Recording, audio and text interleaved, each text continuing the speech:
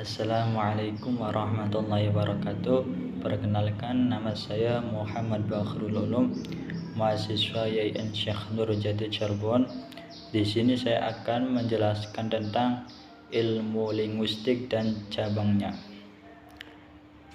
Pengertian ilmu linguistik secara etimologi adalah serapan dari bahasa Inggris dari kata linguistic. Kata ini merupakan kombinasi dua kata yaitu linguis dan imbuhan kata aish. Kata linguis sendiri adalah kata hybrid atau campuran dua kata dari bahasa berbeda, yaitu kata lingua atau lingua dari bahasa Latin dan imbuhan akhiran sufiks is dalam bahasa Inggris. Kata lingua dalam bahasa Latin bermakna tongue atau lidah, sedangkan imbuhan is dalam struktur bahasa Inggris adalah elemen pembentuk kata yang menunjuk arti orang yang melakukan atau membuat sesuatu. Bisa juga digunakan untuk menunjukkan arti kepatuhan terhadap suatu doktrin atau kebiasaan tertentu. Adapun definisi linguistik secara terminologi atau secara istilah dapat dimaknai sebagai ilmu yang mengkaji bahasa manusia, atau dapat dimaknai sebagai studi ilmiah tentang bahasa. Selanjutnya itu letak keilmiahan ilmu linguistik. Kata ilmiah memiliki arti bersifat ilmu. Secara ilmu pengetahuan memenuhi syarat atau kaidah ilmu pengetahuan. Sedangkan kata ilmu atau sains bermakna pengetahuan yang mempunyai ciri-ciri, tanda-tanda, dan syarat-syarat yang khas. Dalam pemenuhan prinsip keilmuan, linguistik mengandung 3 prinsip utama untuk menjadi sebuah ilmu, yaitu diantaranya yang pertama eksplisit, yang kedua sistematis, yang ketiga objektivitas.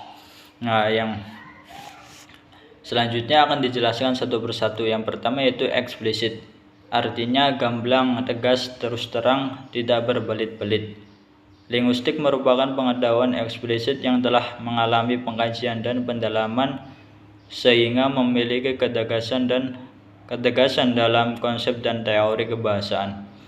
Menurut John Lyon, linguistik adalah kajian ilmiah tentang sebuah bahasa melalui pengamatan yang terkendali. Secara empiris dapat dibuktikan dengan mengacu pada teori-teori umum struktur bahasa.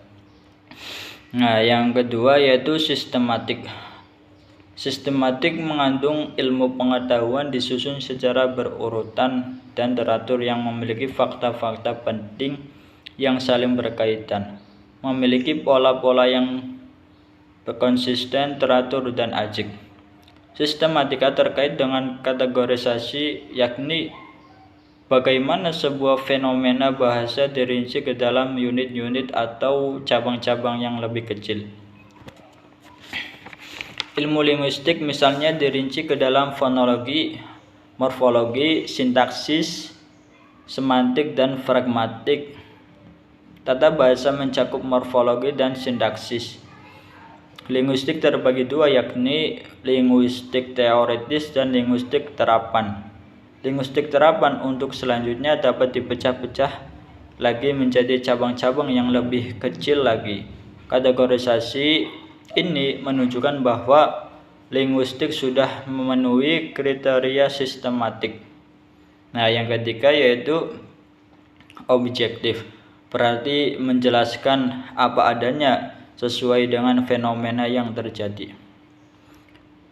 Linguistik sebagai ilmu mesti objektif, yakni deskripsi atau pernyataan ihwal bahasa berdasarkan pada data apa adanya, tidak dilebih-lebihkan, tidak dikurangi, dan tidak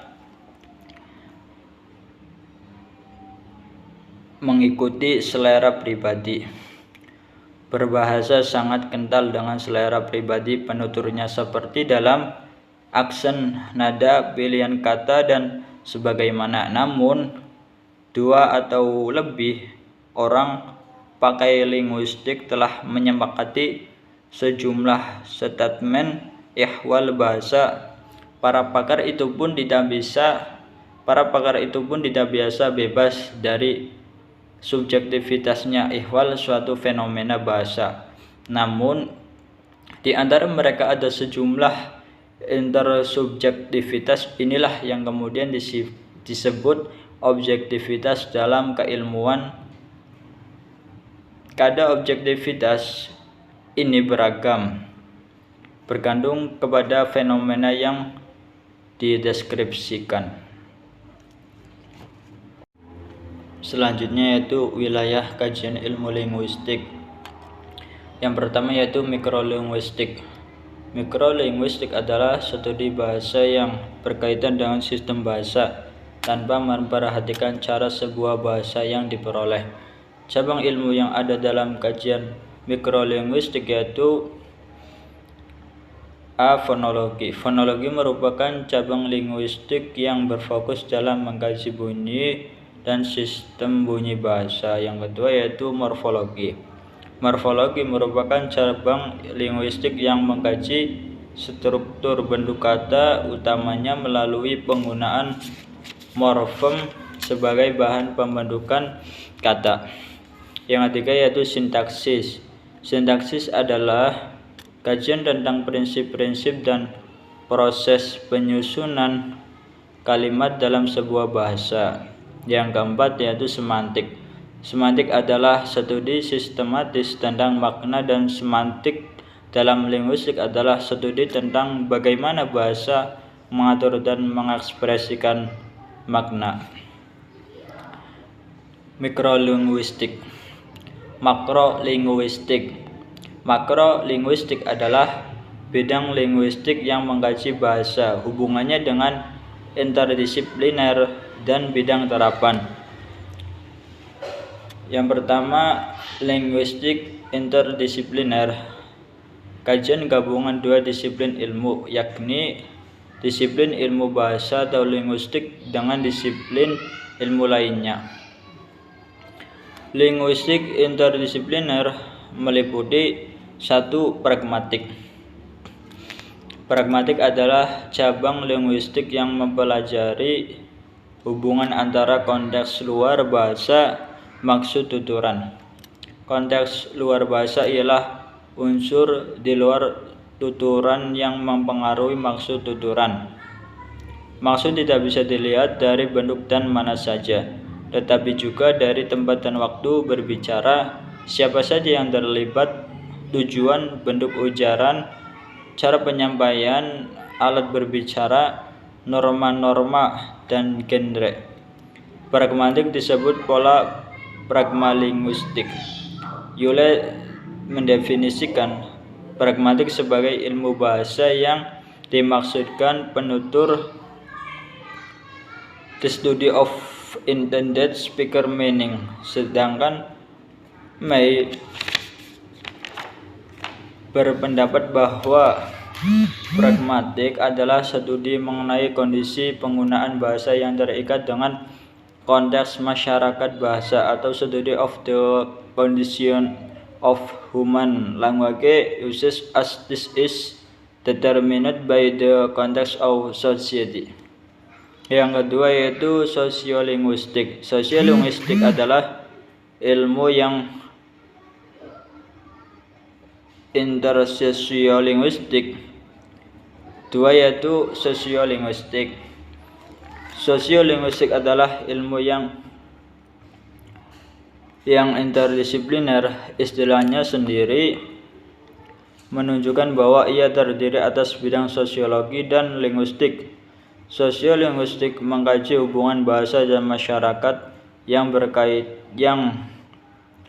mengaitkan dua bidang yang dapat dikaji secara berpisah, yaitu struktur formal bahasa oleh linguistik dan struktur masyarakat oleh sosiologi. Yang ketiga yaitu historial linguistik, studi tentang perubahan sebuah bahasa dan hal-hal yang timbul dari perubahan tersebut. Yang keempat yaitu psikolinguistik. Psikolinguistik adalah studi tentang perilaku bahasa. Bahasa orang belajar dan menggunakan bahasa untuk mengkomunikasikan ide. Nah, yang kelima, neurolinguistik. Neurolinguistik didefinisikan sebagai studi yang mengkaji hubungan antara bahasa dan otak. Neurolinguistik bertujuan untuk mengklarifikasi bagaimana struktur bahasa yang dapat dipakai di dalam otak, yaitu bagaimana pola dan aturan yang diperlihatkan dalam bahasa manusia diwakili dan didasarkan pada otak. Selain itu, neurolinguistik memiliki dampak klinis mendasar untuk penilaian dan perawatan pasien yang menderita afasia dan patologi bahasa lainnya. 6. Linguistik komputasi. Linguistik komputasi merupakan studi ilmiah tentang bahasa dari perspektif komputer. Ini adalah bidang kajian interdisipliner berkenaan dengan pemrosesan bahasa oleh komputer. Secara sederhana, linguistik komputasi didefinisikan sebagai disiplin ilmu yang menggabungkan antara ilmu linguistik dengan aplikasi ilmu komputer yang berkenaan dengan pemrosesan bahasa alamiah oleh komputer dalam hubungannya dengan budaya penuturnya secara menyeluruh. 7. Yang terakhir, stilistikan. Stilistikan adalah ilmu yang menjadi mediator antara disiplin ilmu linguistik dan kritik sastra, stylistik dan kritik sastra. Stylistik mediasi antara disiplin linguistik dan kritik sastra. Dalam stilistika menerapkan metode dan wawasan kritik sastra untuk menganalisis bahasa. Pada sisi lain, pada makna lain, stilistika dimaknai sebagai studi tentang penggunaan dalam teks-teks yang didominasi estetika atau sastra kanonik, narasi lisan, lelucon, dan lain-lain. Dan dalam teks dengan tujuan utama lainnya percakapan. Nah, yang kedua yaitu B, linguistik terapan. Linguistik terapan di sini meliputi yaitu yang pertama, linguistik edukasional atau disebut pengajaran bahasa. Pengajaran bahasa biasanya dibagi dalam dua kelompok besar, yaitu bahasa ibu dan bahasa pengajaran bahasa kedua atau bahasa asing. Yang kedua, penerjemahan, mencakup metode dan teknik pengalihan amanat dari satu bahasa ke bahasa lain. 3. Perkamusan. Cabang linguistik yang berkaitan penyusunan kamus adalah leksikografi dan leksikologi. Kamus adalah karya yang berfungsi sebagai referensi dan pada umumnya berupa senarai karya yang disusun secara alfabetis. 4. Linguistik forensik, sangat membantu mengidentifikasi penutur berdasarkan dialek, gaya bahasa atau aksennya. Yang kelima, terapi bicara, mencakup metode dan teknik pengucapan bunyi-bunyi dengan tepat. Yang keenam, yaitu linguistik medis. Linguistik medis membantu bidang patologi dalam hal penyembuhan cacat bahasa. Yang ketujuh yaitu grafologi. Yang dimaksud di sini tidak sama dengan yang berlaku di bidang psikologi yang mempelajari bentuk dan jenis tulisan tangan untuk mendapatkan gambaran atau prediksi kepribadian seseorang, tetapi mengenai sistem simbol yang digunakan untuk menyampaikan pesan bahasa dalam bentuk tertulis. Yang terakhir yaitu mekanolinguistik. Penggunaan linguistik dalam bidang komputer dan usaha untuk membuat mesin penerjemah. Usaha pemanfaatan komputer dalam penyelidikan bahasa, misalnya dalam penyusunan konkordansi teks dalam perhitungan frekuensi kata-kata untuk perkamusan dan pengajaran bahasa.